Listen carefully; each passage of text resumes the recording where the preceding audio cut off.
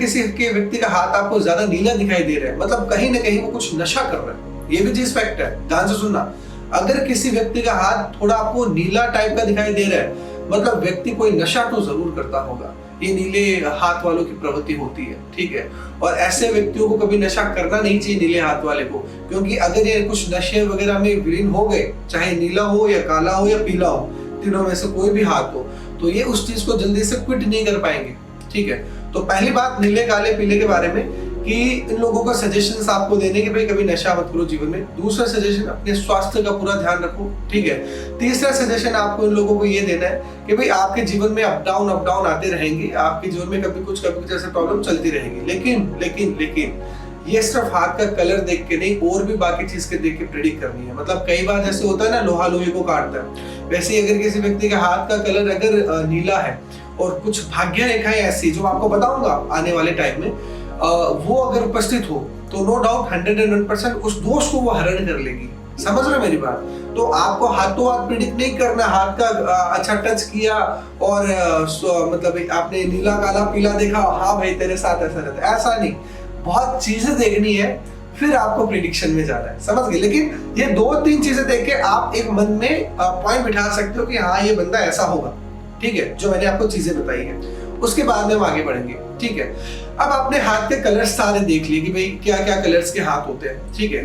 उसके बाद में आपको क्या देखना है, हाथ का शेप देखना है, इस व्यक्ति का हाथ का शेप क्या है। अब इसमें एक बहुत अच्छी चीज बताता हूँ, देखिए कि ये हमारा हाथ है, ठीक है, ये हमारी अंगुलियां है, और अंगुलियों के यहाँ से लेकर यहाँ तक का पार्ट, हाथ ऐसे करो किसी व्यक्ति का, अंगुलियों को पहले पार्ट में डिफाइन करो, जैसे यहाँ तक फिंगर्स पार्ट नंबर 1, ठीक है। फिंगर्स पार्ट से लेकर आपका जो अंगूठा स्टार्ट होता है, ये वाला, ठीक है, ये फिंगर्स पार्ट नंबर 1, फिंगर से अंगूठा जैसे स्टार्ट होता है ना, वो पार्ट नंबर 2, ठीक है।